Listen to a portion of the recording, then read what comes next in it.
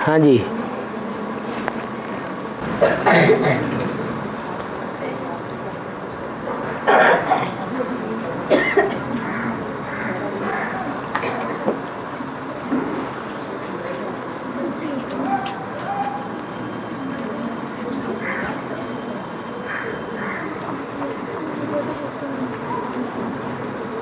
सब समाधान स्वरूप बैठे हैं।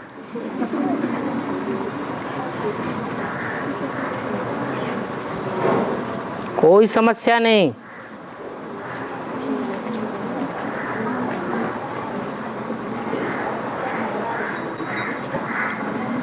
बाबा हाँ जी। धरती में आए हैं तो लौकिक माता पिता को घर में रखा है, तो है लौकिक माता पिता है युगल के, तो उनको घर में रखा है बच्चों की संभाल करने के लिए।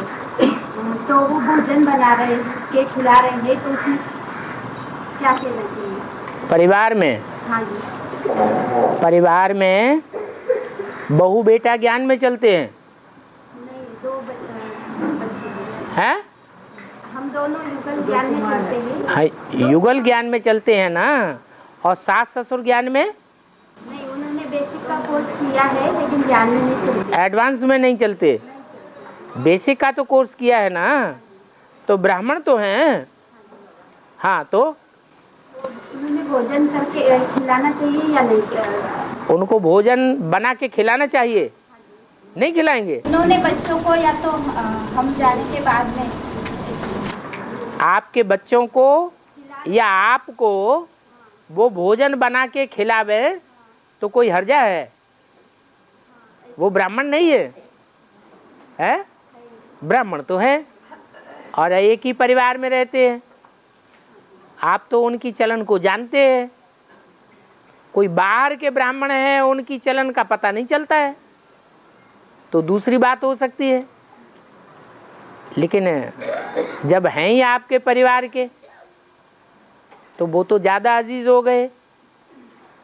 वो ब्रह्मा कुमार कुमारी तो छू छू करते हैं, आपसे बात भी नहीं करना चाहते, आपको देखना भी नहीं चाहते, तो उनकी बात दूसरी हो सकती है। बाप की आग के परिवार वाले तो आपको दूर नहीं करना चाहते, वो सदैव आपके नजदीक रहना चाहते हैं, आपको नजदीक रखना चाहते हैं। तो इसलिए उनका हाथ का खाने में या अपने हाथ का उन्हें खिलाने में कोई हेजिटेशन तो नहीं होना चाहिए। और वो 20 फल क्या है दिखाओ पहले।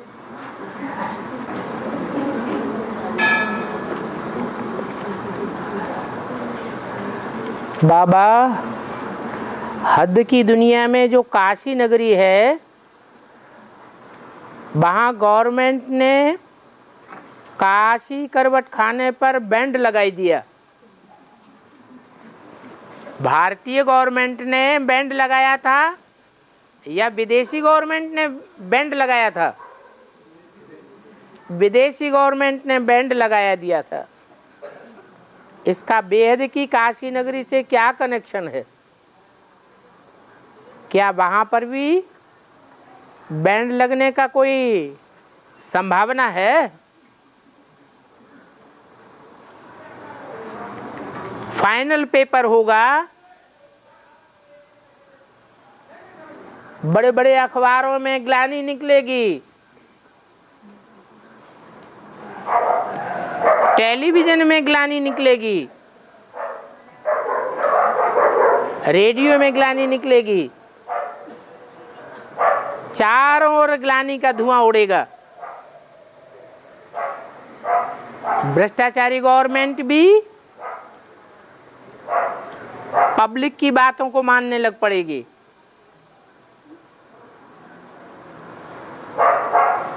क्योंकि दुनिया में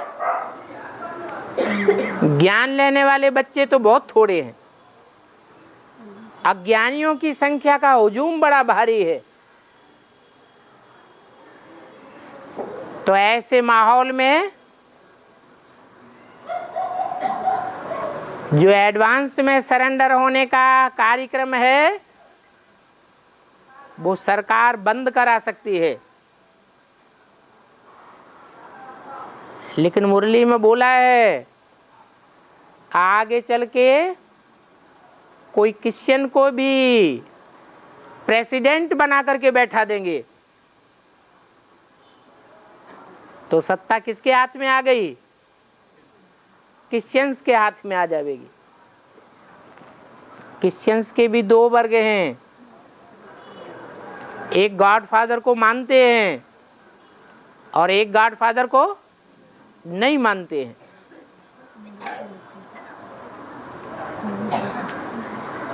सारी दुनिया नास्तिकता की ओर बढ़ रही है। भारत में भी अगर नास्तिकों का राज्य हुआ तो काशी करवट खाने में बैंड लगना कोई बड़ी बात नहीं है।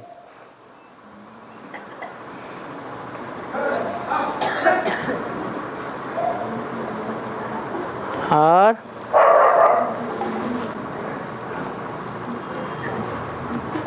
बाबा ने पूछा है तो बच्चों को जवाब देना चाहिए ना।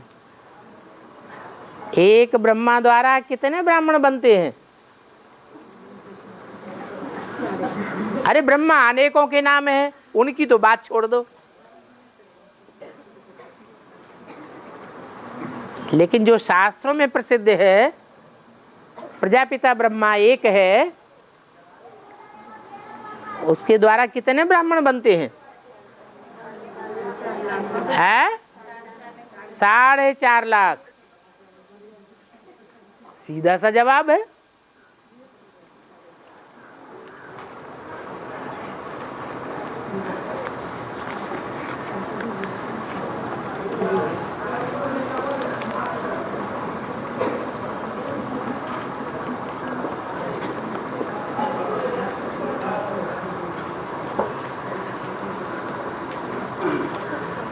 पांच पांडवों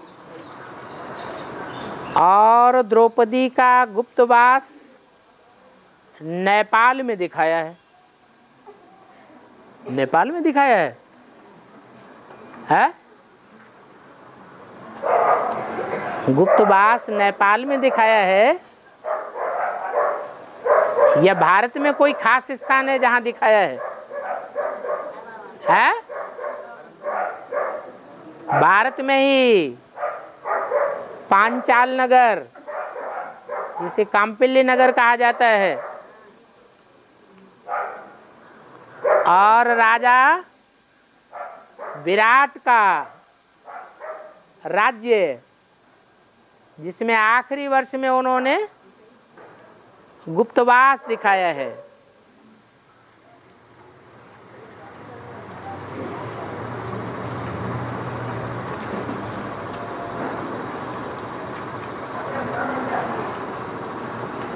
नेपाल का बेहद का अर्थ तो मालूम ही है। नहीं माने नहीं, पाल माने पालना। ईश्वर ने आकर के जो पालना की है, उस पालना का फाउंडेशन जब पड़ा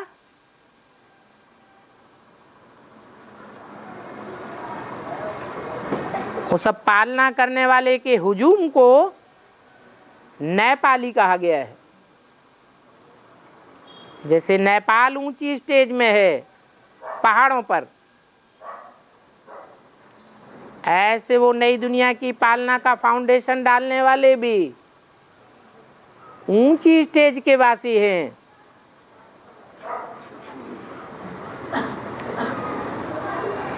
ऊंची स्टेज है ही नष्टो मोहा स्मृति लब्धा, लेकिन नंबरवार होते हैं, एक जैसे नहीं हो सकते।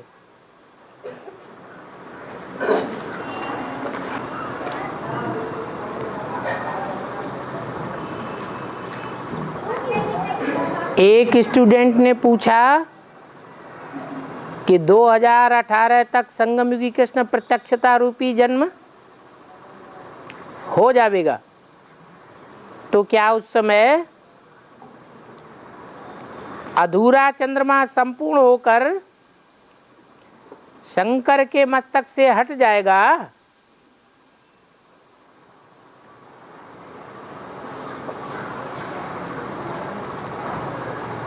पहले बाप संपूर्ण बनेगा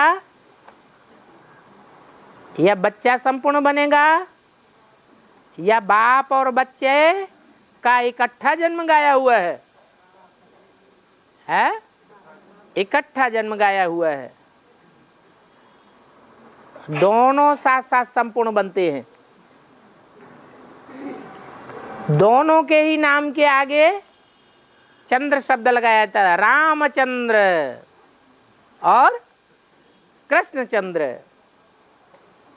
पहले अधूरे होते हैं, अधूरा पुरुषार्थ होता है, बाद में संपन्न पुरुषार्थ होता है। तो जब संपन्न पुरुषार्थ होता है तो मस्तक में चंद्रमा धारण करने की बात ही नहीं। 2018 के बाद जब मुकर्रर रथ बाप समान बन जाएगा तो उस समय भी शिव बाप उसमें कार्यरत रहेंगे। शिव बाप ज्योति बिंदु और बाप आता ही है बच्चों को नंबरवार बाप समान बनाने के लिए। तो जो बच्चा बाप समान बिंदु बनता है, निराकारी बनता है, तो पता कैसे चलेगा कि इसमें बाप है या नहीं है? कौन पहचानेगा? है मालूम कैसे पड़ता है कि इनमें बाप भगवान है? हैं? जब नॉलेज देते हैं। नॉलेज देना और नॉलेज स्वरूप बन जाना, इसमें कोई अंतर है? है? है? अंतर नहीं है। नॉलेज देना और नॉलेज स्वरूप बन जाना, ज्यादा असर किस बात का होगा? है? नॉलेज देने का ज्यादा असर होगा? नहीं, जब नॉलेज स्वरूप बन जावेंगे तो कोई को नॉलेज मुख से सुनाने की दरकार ही नहीं पड़ेगी। वाइब्रेशन से ही कैच करेंगे, दृष्टि मात्र से ही कैच कर लेंगे। वाचा में आने की दरकार भी नहीं रहेगी।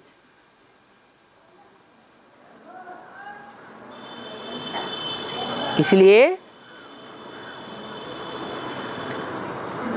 एक होता है शिव बाप का पतित तन में ज्ञान सुनाने का पार्ट, और एक होता है संपन्न स्टेज का पार्ट। पतित तनधारी संपन्न पुरुषार्थी बन जाता है तो ज्ञान सुनाने की दरकार नहीं रहती। इसलिए मुरली में बोला है सबसे अच्छा पुरुषार्थ क्या है? नारायण को याद करना।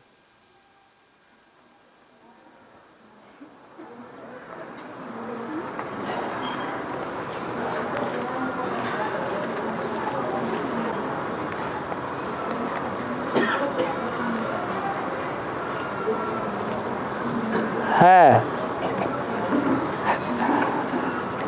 बाबा ने बोला है 2018 तक परिवार की एक इकाई तैयार हो जाएगी।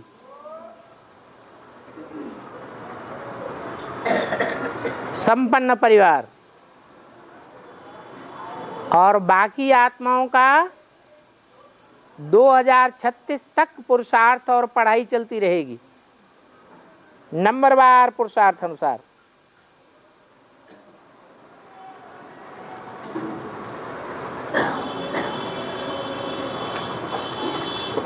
तो बाबा 2018 तक अष्टदेवों की पढ़ाई खत्म हो जाएगी क्या?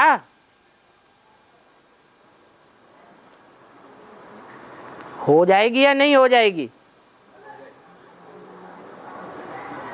क्योंकि जब संपन्न परिवार बोलते हैं तो परिवार के सभी भांति संपन्न स्टेज के होने चाहिए या अधूरी स्टेज के होने चाहिए? संपन्न स्टेज के होने चाहिए।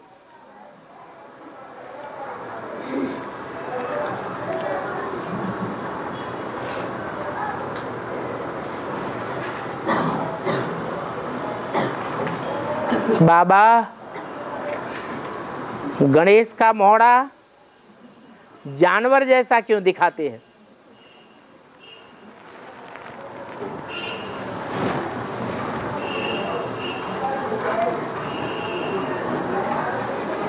शिव बाप तो भगवान है। भगवान आकर क्या बनाते हैं? भगवान भगवती बनाते हैं।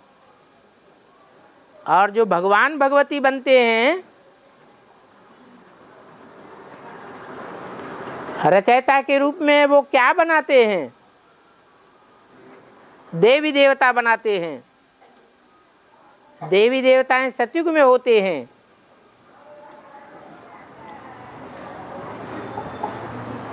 द्वापर में उनकी पूजा होती है।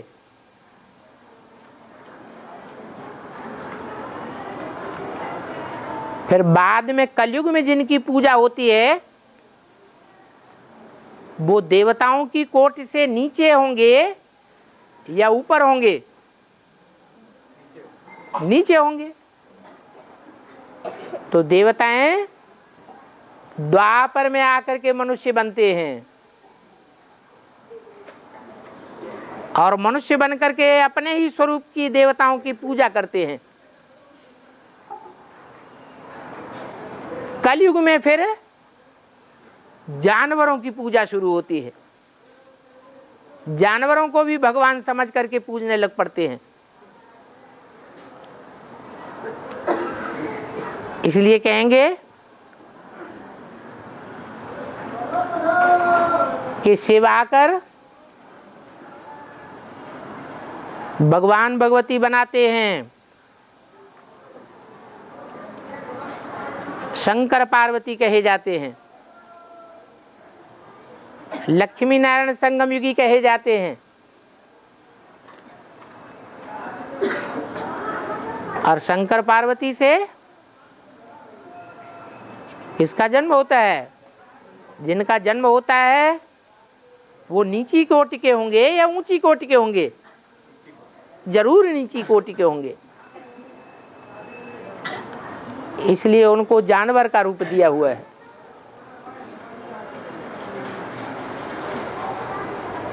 या तो बैल के रूप में दिखाते हैं या तो गणेश के रूप में दिखाते हैं।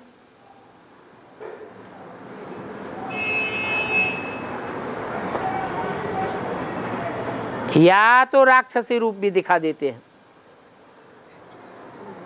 अनेक मुखों वाला दिखा देते हैं, जैसे रावण के अनेक मुख। कार्तिकेय को कितने मुख दिखाते हैं? 6 मुख दिखाते हैं। जरूर देवी देवता सनातन धर्म के अलावा जो और विदेशी विधर्मी हैं उनका प्रतिनिधित्व करने वाली आत्मा है जो कार्तिकेय के रूप में दिखाई गई है। तो कहेंगे पीढ़ी दर पीढ़ी उत्तरोत्तर नीची कला वाले पैदा होते रहते हैं।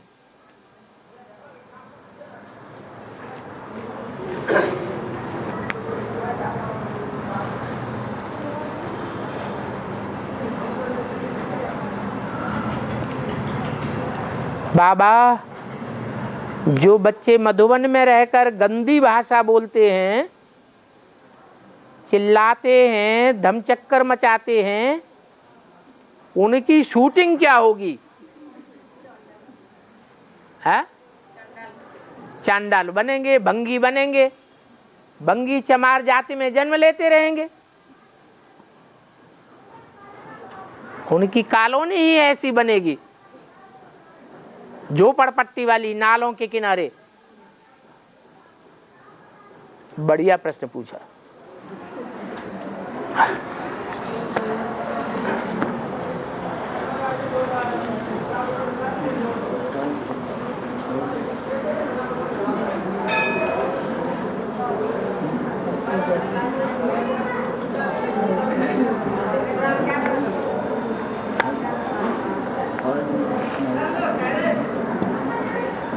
बाबा,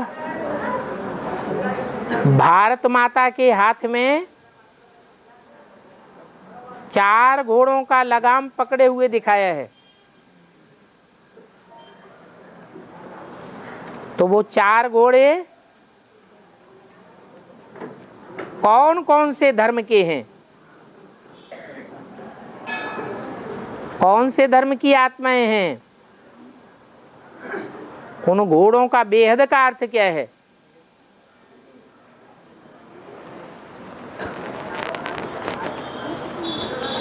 अब भारत माता है तो भारत पिता भी तो होगा कि नहीं होगा? भारत माता के हाथों में 4 घोड़ों की लगाम दिखाई है, तो भारत पिता भी कोई है जिसके हाथों में उन्हीं 4 घोड़ों की लगाम दिखाई है। और वो माता और पिता प्रवृत्ति मार्ग में पार्ट बजाने वाले हैं या निवृत्ति मार्ग का पार्ट बजाने वाले हैं? माता विधवा है क्या? विधवा तो नहीं है।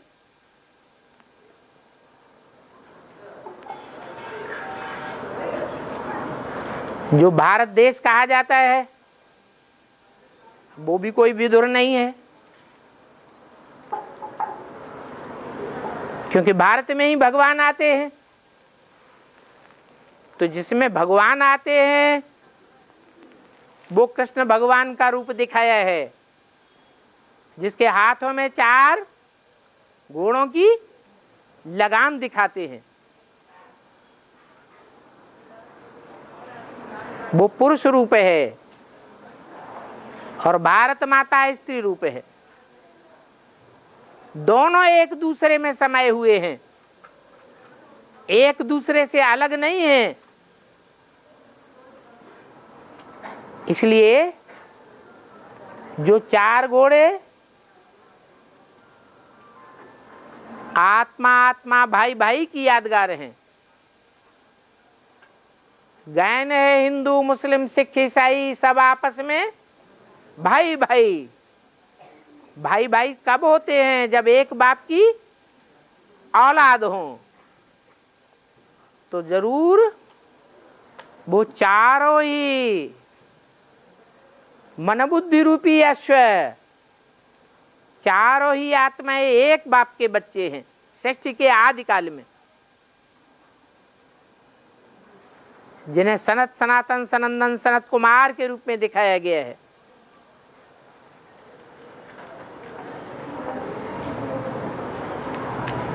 उनकी बुद्धि रूपी लगाम एक माता पिता के हाथ में दिखाई गई है। अब उन्हें भारत माता के रूप में कहो या भारत पिता के रूप में कहो,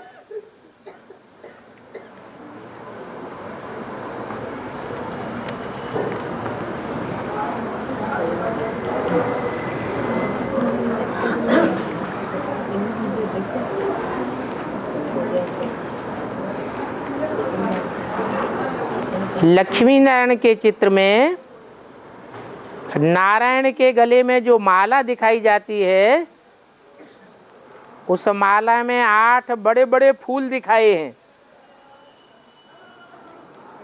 वो किसकी यादगार हैं?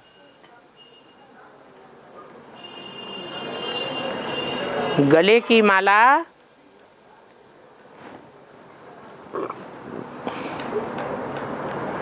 उस माला में 4 फूल दाईं ओर बड़े बड़े और 4 फूल बाईं ओर। फूल कहा जाता है सुखदाई को, कांटा कहा जाता है दुखदाई को। बड़े बड़े का मतलब है वो अपने ग्रुप के मुखिया हैं। जो 8 धर्म हैं वो नंबरवार भगवान बाप से राजाई प्राप्त करते हैं। 12 के 8 ग्रुप।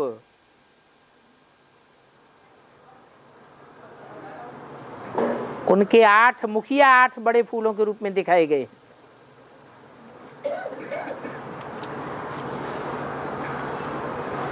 कोई दाईं ओर के मुखिया हैं, दाईं ओर अर्थात भारतीय धर्म। कोई बाईं ओर के मुखिया हैं जो वाम मार्ग में जाने वाले धर्म हैं। पवित्रता को ठुकराने वाले हैं। वाम मार्ग माने उल्टा मार्ग, उनके मुखिया हैं। परंतु उन सभी धर्मों में से जो भगवान को कोई न कोई रूप में मानने वाले हैं, श्रेष्ठ श्रेष्ठ आत्माओं का चुनाव होता है पुरुषोत्तम संगम युग में। और वो सभी आत्माएं आकर के ब्राह्मण कुल में जन्म लेती हैं। उनमें से जो श्रेष्ठ पुरुषार्थी हैं वो बड़े बड़े फूलों के रूप में दिखाए गए हैं।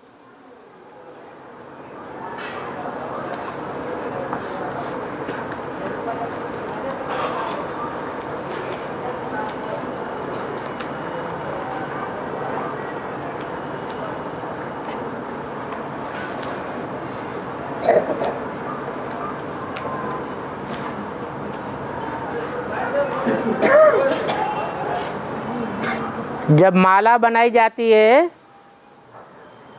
तो माला बनने के बाद मणके पिरोने के बाद धागा में जो गांठ लगाई जाती है वो किसकी यादगार है? पूछने वाला भूल गया।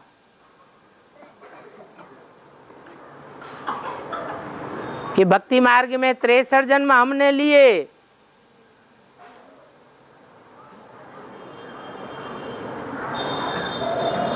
तो जब शादी होती है तो क्या करते हैं? हैं? गांठ लगाते हैं।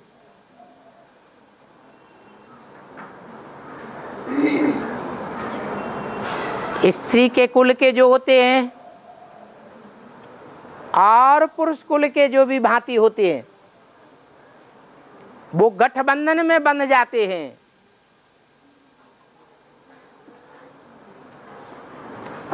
कोई पत्नी के आधार पर, कोई पति के आधार पर, कोई वर पक्ष के आधार पर, कोई वधू पक्ष के आधार पर।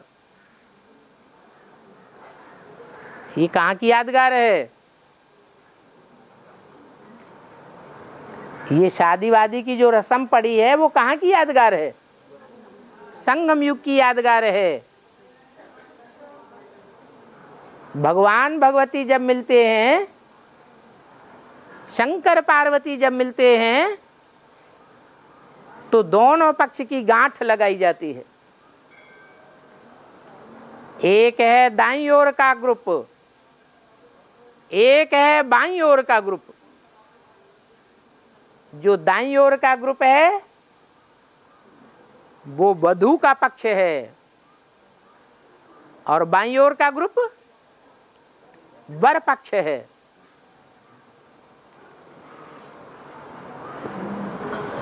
वधू माता बनती है, वर पिता बनता है, विश्व पिता। अंदर घर को कौन संभालता है और बाहर कौन संभालता है? बाप बाहर संभालता है। विदेशियों को और विधर्मियों को बाप संभालता है। क्योंकि वो ज्यादा पावरफुल हैं, और घर वालों को माता संभालती है। तो दोनों की गांठ जोड़ी जाती है। कल्प वृक्ष में कुछ डालियां दाईं ओर दिखाई गई हैं, वो भारतीय धर्मों की डालियां हैं, स्वधर्मियों की डालियां हैं। कुछ डालियां बाईं ओर दिखाई गई हैं, विधर्मियों की डालियां हैं। वृक्ष के नीचे माता पिता के रूप में दो बैठे हुए हैं, ब्रह्मा सरस्वती के रूप में बैठे हैं ना। वास्तव में वो जगत पिता और जगदम्बा बैठे हुए हैं।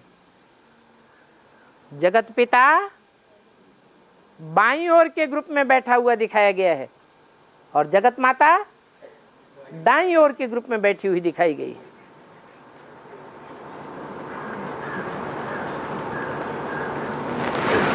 ओहो, ये सारे इकट्ठे कर दिए।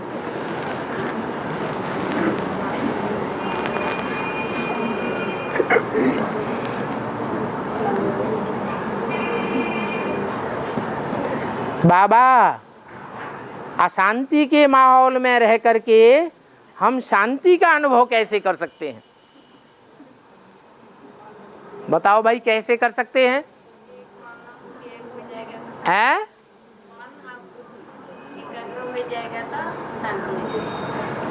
अरे हम कहाँ के रहने वाले हैं? शांति धाम के रहने वाले हैं। जहाँ के रहने वाले हैं वहाँ हम किस रूप में बैठे हैं? जहाँ के रहने वाले हैं वहाँ हम किस रूप में बैठते हैं? बिंदु रूप में बैठते हैं। तो ये प्रैक्टिस जब हमारी यहाँ पक्की हो जाएगी तो दुनिया में चाहे एटम बम फटे और चाहे बड़े बड़े भूकंप आवे, लेकिन हमारे ऊपर कोई असर नहीं पड़ेगा। शांति में बैठे रहेंगे। प्रैक्टिस की बात है।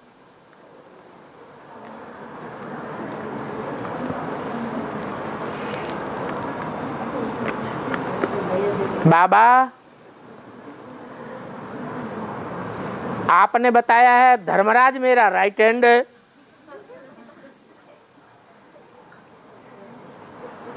तो वो कौन है? पूछने वाला जब बाबा कहता है तो कौन सी आत्मा को बाबा कहता है? ऊपर वाले को या नीचे वाले को? है? बोलने वाला कौन है ये मुरली में कि धर्मराज मेरा राइट हैंड है? कौन सी आत्मा बोलती है? है? हाँ, साकार में तो बोलती है, लेकिन बोलने वाली आत्मा एक है या दो है? वो कौन है? शिव बाप। ये शिव बाप ने बोला कि धर्मराज मेरा राइट हैंड है। इसका मतलब ये हुआ कि त्रिमूर्ति के चित्र में जो ऊपर बिंदु है वो बिंदु रूप आत्मा ही, निराकारी स्टेज वाली आत्मा ही कोई तन में बोलती है। क्या बोलती है? कि धर्मराज मेरा राइट हैंड है। तो राइट हैंड की तरफ कौन बैठा है त्रिमूर्ति में? ब्रह्मा। वो ही धारणा वाला है। धर्म की धारणा के पॉइंट देवात्मा में होंगे या विश्वपिता में होंगे? है? देवात्मा में सिर्फ धारणा के पॉइंट होंगे। इसलिए ब्रह्मा की सोल गुलजार दादी में जब प्रवेश करती है तो कौन से पॉइंट सुनाती है? धारणा की पॉइंट सुनाती है। धर्म की धारणा। वो ही धर्मराज है जिसके लिए बोला कि मेरा राइट हैंड धर्मराज है। गोप है मेरे लेफ्ट हैंड। क्या कहा?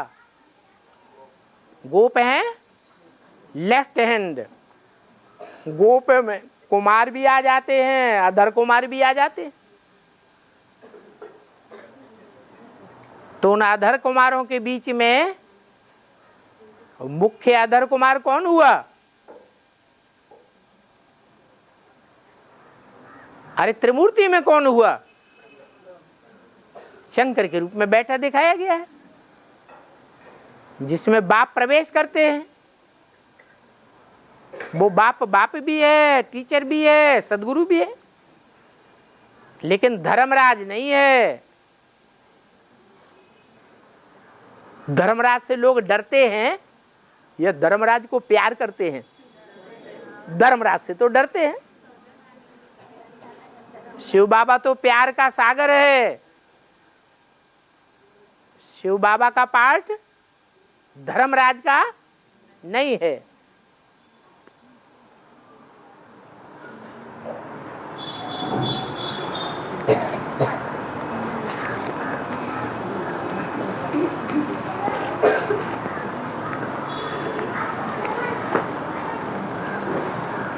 बाबा दुर्गा की सवारी शेर पर दिखाते हैं।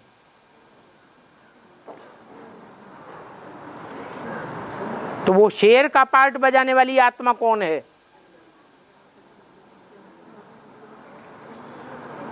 ये दुनिया क्या है? कांटों का जंगल है।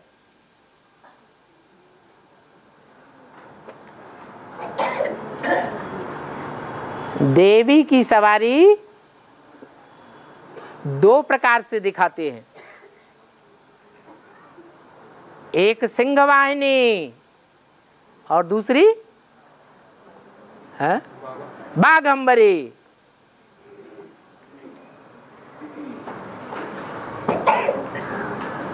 जो सिंह है वो बड़े मोहड़े वाला होता है,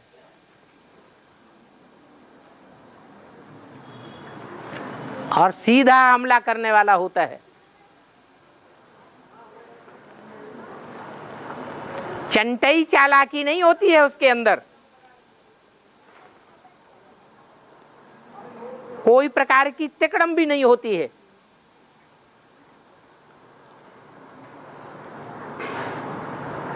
और जो बाघ है उसे टाइगर कहा जाता है अंग्रेजी में।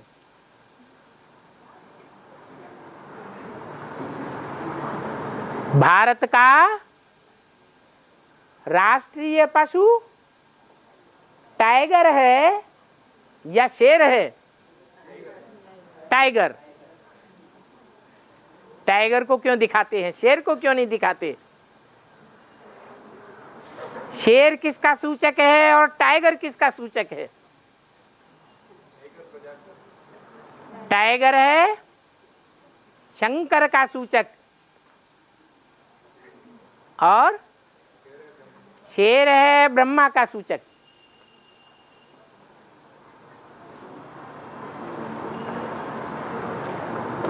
टाइगर मौका देख करके हमला करता है। जब देखता है हमारी उंगली अच्छी तरह दबी हुई है तो आंखें नहीं तड़ेरेगा, चुपचाप पूंछ दबा के एक तरफ हो जाएगा। और जब देखेगा अभी माहौल हमारे अनुकूल है, तब क्या करेगा? हमला कर देगा। जब हमला करता है टाइगर तो फूल के चौड़ा हो जाता है, जैसे उसमें कई गुनी ताकत आ गई हो।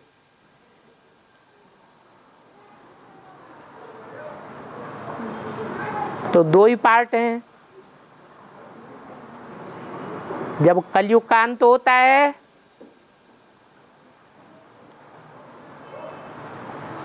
भगवान बाप इस सृष्टि पर आ जाते हैं, तो पुरुषों के हाथ में बागडोर देते हैं। सत्ता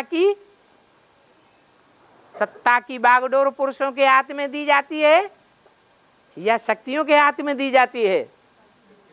है? किसके हाथ में दी जाती है? शक्तियों के हाथ में दी जाती है। मुरली में बोला हुआ भी है, सारे डायरेक्शंस कन्याओं माताओं के द्वारा निकलने चाहिए। सारी सत्ता कन्याओं माताओं के हाथ में होनी चाहिए।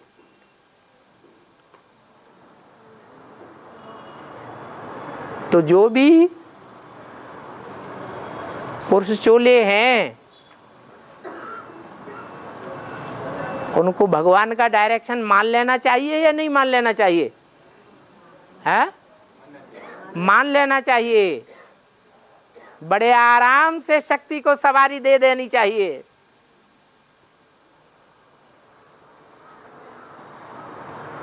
उनको कहा जाता है शेरनी शक्ति। किनको? देवियों को कहा जाता है शेरनी शक्ति। जो शिव की शक्तियां बनती हैं, कोई असुर की शक्तियां नहीं बन सकती। एक शिव बाबा, दूसरा न कोई। अगर कोई दूसरे का आधार लिया तो वो शिव शक्ति की स्टेज में नहीं आ सकती। वो फिर उन शेर और टाइगर के ऊपर सवारी नहीं कर सकती।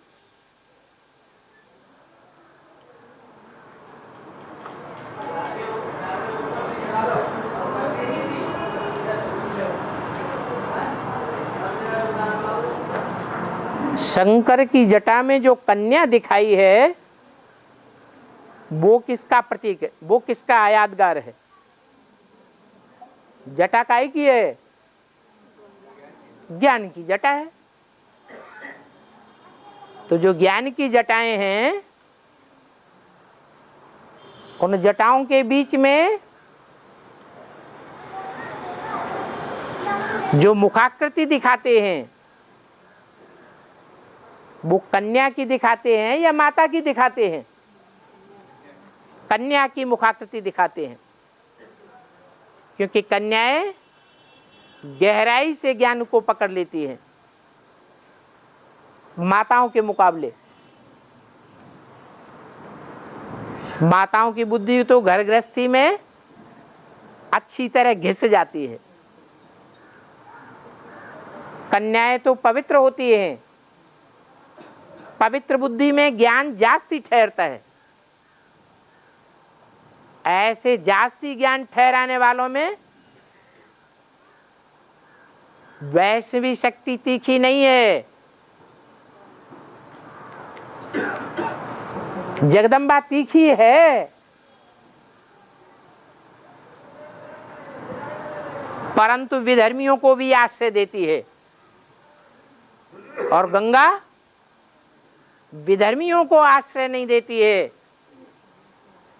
स्वधर्मियों को आश्रय देती है। इसलिए गंगा में ज्ञान की तीक्ष्णता है, क्योंकि शास्त्रों में भी दिखाया है कि पार्वती को बड़ा दिखाते हैं या गंगा को बड़ा दिखाते हैं। हिमालय राज के द्वारा दोनों पुत्रियां पलती हैं, परंतु ज्ञान में बड़ी कौन है? गंगा बड़ी है। बल पार्वती धारणा स्वरूप है, परंतु ज्ञान की वो तीक्ष्णता नहीं है। इसलिए बाबा बोलते हैं कि जो बच्चे ज्ञान की अच्छी सेवा कर लेते हैं, मैं उनको बहुत याद करता हूं। तो याद कौन से अंग में दिखाई जाती है? याद कंधे में होती है, पेट में होती है, पांव में होती है, या याद सर के अंदर होती है? सर के अंदर होती है। तो सर में वो गंगा को दिखाते हैं। मैं सर्व से उन बच्चों को बहुत याद करता हूं। ऐसे बच्चे मेरे सिर माथे पर धरे रहते हैं। जैसे कृष्ण की आत्मा ब्रह्मा बहुत सर्व से बुल है, बल शरीर छोटा हुआ है, सूक्ष्म शरीर से बहुत सेवा करती है, हनुमान मिसल। ऐसे ही गंगा साकार शरीर होते हुए भी जब ब्राह्मणों की दुनिया में अंत में प्रत्यक्ष होती है, तो जो वाचा की सेवा गंगा करती है, वो सेवा और कोई आत्मा नहीं कर सकती। इसलिए शंकर की जटाओं में वो कन्या का रूप गंगा का दिखाया गया है।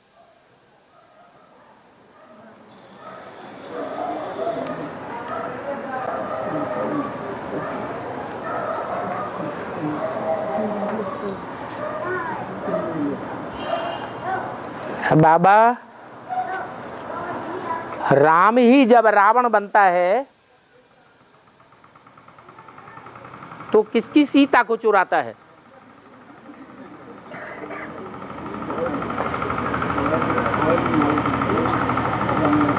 है? अरे सीताएं कितनी हैं? है? सब सीताएं हैं, परंतु दो का मुख्य गायन है। एक है जिसके लिए बोला तुम पावक में करो निवासा, तुम योग अग्नि में निवास करो, वो है राम की सच्ची सीता। वो कितने जन्म लगातार साथ रहती है? है?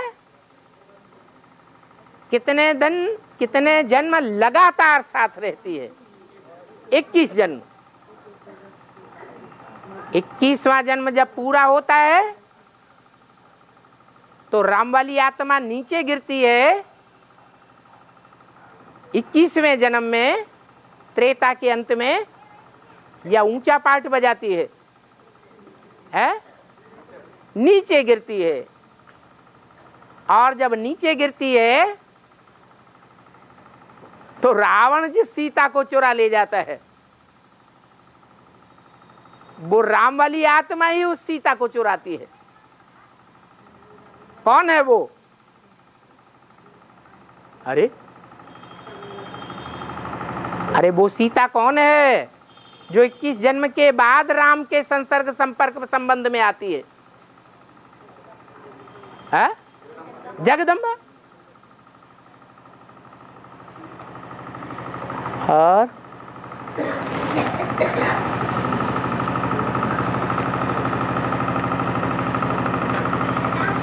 ये तो सिर बढ़ते ही जा रहे हैं, टाइम हो जाएगा।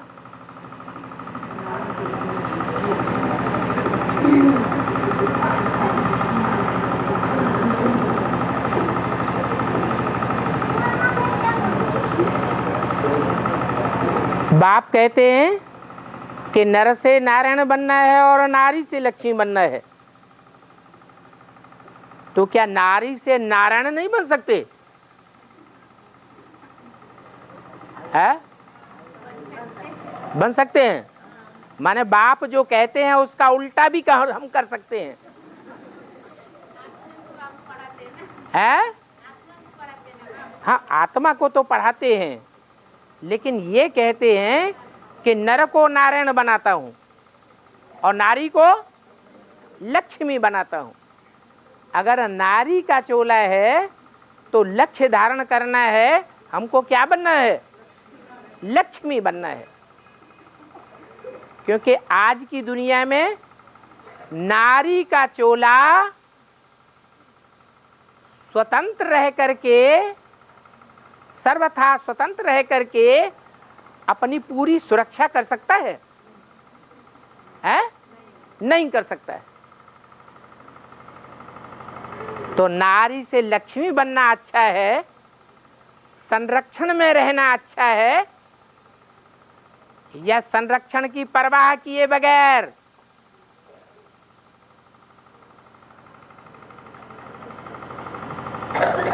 सूपनखा पूतना की तरह घूमते फिरना अकेला अच्छा है? क्या अच्छा है? लक्ष्मी बनना अच्छा है। नहीं तो जग हसाई कराएंगे, नारी से नारायण बनने के चक्कर में।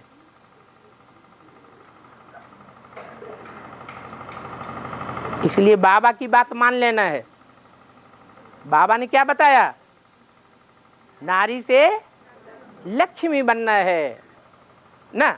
हाँ, नारी से लक्ष्मी बनना है और नर से नारायण बनना है।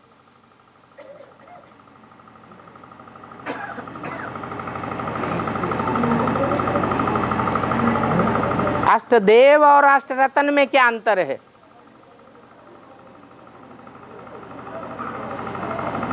देव एक ही वंश से होते हैं। वो कौन सा वंश है? जो 84 जन्म लेने वाले देवता बनते हैं, सूर्य वंश। और कोई दूसरे वंश से नहीं होते हैं।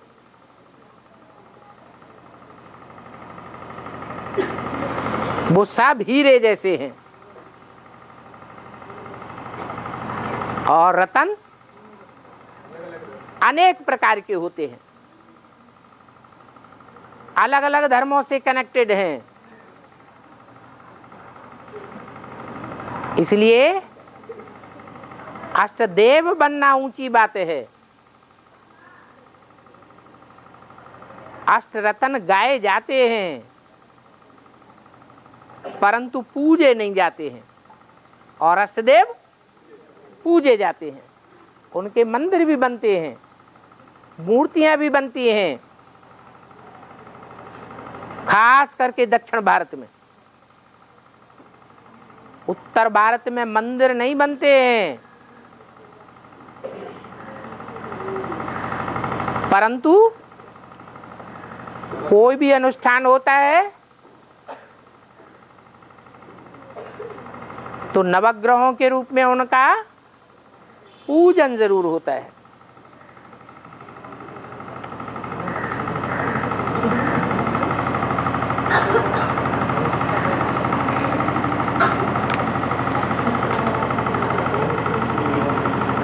अष्टदेव का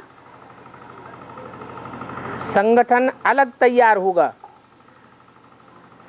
जो किसी के अधीन नहीं होते हैं। अच्छा,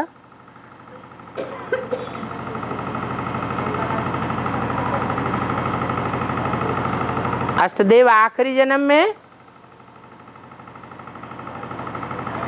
दूसरे धर्म के अधीन नहीं होंगे।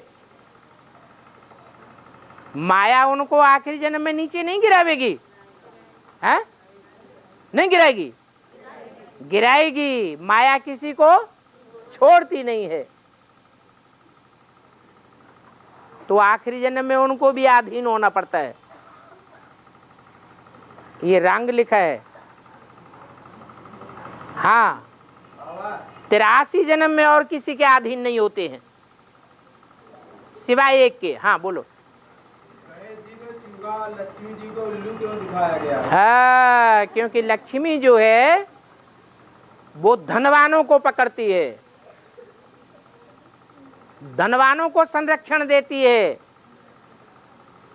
वो धनवान उल्टे मोहड़े वाले उल्लू बन जाते हैं। उनकी बुद्धि नीचे की दुनिया में लगी हुई होती है, इसलिए उनके ऊपर सवारी कर लेती है। आज के जितने भी धनवान हैं बड़े बड़े, जिनको ब्रह्मा कुमारियां पकड़ती हैं, वो उल्टे मोहड़े वाले उल्लू बन के लटक जाते हैं। भगवान आते हैं तो यह शेर जैसी चाल होती है, है? उनकी बुद्धि कहाँ रहती है? ऊपर कि नीचे? नीचे की दुनिया में रहती है। और गणेश वो तो है ही गण ईश। ईश माने स्वामी। किसका स्वामी? देवगणों का स्वामी। कौन सी आत्मा है? ब्रह्मा वाली आत्मा है। वो ब्रह्मा वाली आत्मा आज भी एडवांस पार्टी के कोई ब्रह्मा कुमार में जब प्रवेश करके पार्ट बजाती है, सेवा करती है, तो ब्रह्मा कुमारी आश्रम में जितने अच्छे अच्छे जिज्ञासु हैं उनके घरों को अंदर ही अंदर खोखला कर देती है।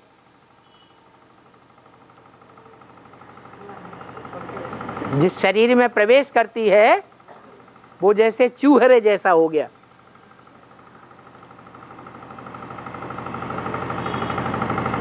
चूहे को कौन खाता है? हैं? बिल्ली भी खाती है, माया बिल्ली, और सांप भी खाता है। ये रुद्रमाला में ऐसे बहुत से चूहे हैं।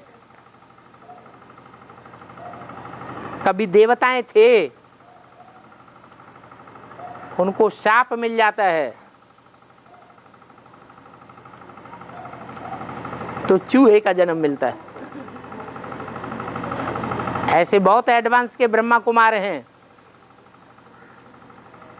जिन्होंने ब्रह्मा कुमारी आश्रम के अच्छे अच्छे जिज्ञासुओं के घरों को खोद करके खोखला बना दिया, पूरा सेंटर का सेंटर उखाड़ लिया।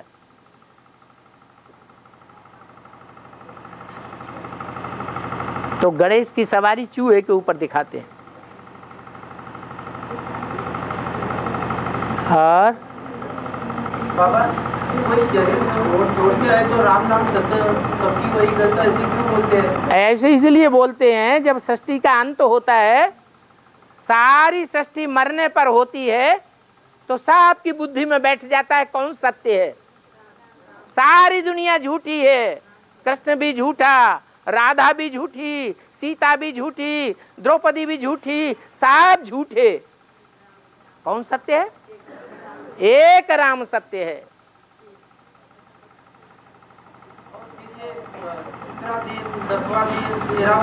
है क्या बोला?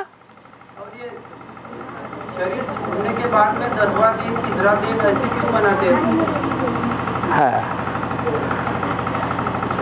चौथा दिन मनाते हैं, 10वां दिन 13वां दिन मनाते हैं।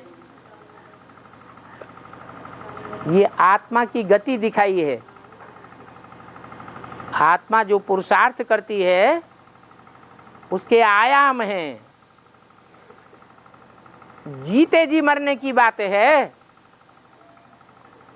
जब मरते हैं तो कई आयामों से आत्मा को गुजरना पड़ता है। वो भक्ति मार्ग में 13वां आदि दिखाते हैं, चौथा दिखाते हैं।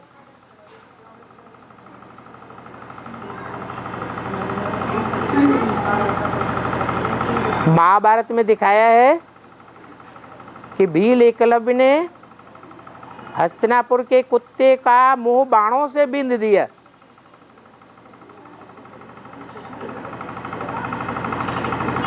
यहाँ वेद का वो पार्टिकुलर कुत्ता कौन सा है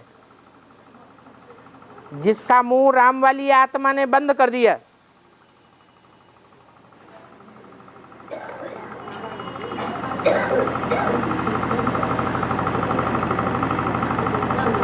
अरे पांडवों के साथ कोई कुत्ता जाता है कि नहीं? जाता है। वो कौन से धर्म की आत्मा है? हाँ? इस्लाम धर्म की वो आत्मा है। इस्लाम धर्म की बीज रूप आत्मा है।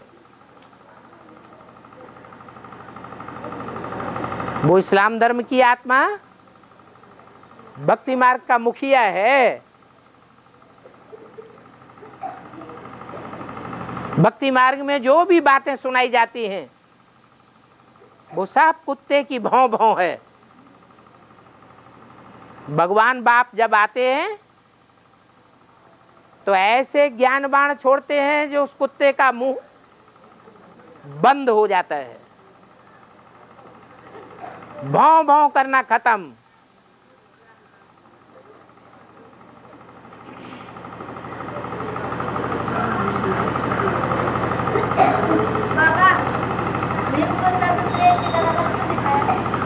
भीम को क्या दिखाया है? ब्रह्मा बाबा के हाथ में क्या दिखाते हैं? है गदा दिखाते हैं। तलवार में धार ज्यादा होती है या गदा में धार ज्यादा होती है? तलवार में धार ज्यादा होती है। जो गदा है उसमें धार नहीं होती है, वो सीधा वार करता है, परंतु बिना धार के वार करता है। एक ही वार से चकनाचूर हो सकता है, परंतु काट नहीं करेगा। और गदा ऐसे ही है, काट नहीं करता है लेकिन चकनाचूर कर देता है। कोई बातों का काट किया जाता है तो वो बुद्धि में समझ में आता है। ब्रह्मा बाबा हर बात में एक ही बात में पक्के रहते थे। वो कौन सी बात है?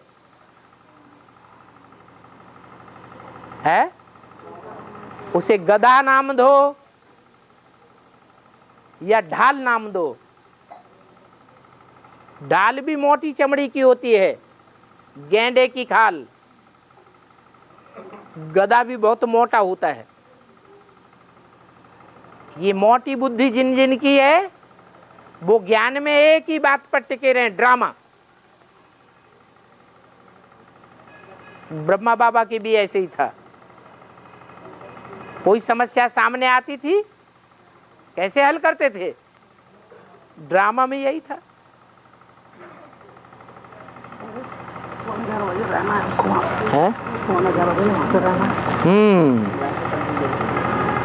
चलो भाग चलो पूर्व की ओर।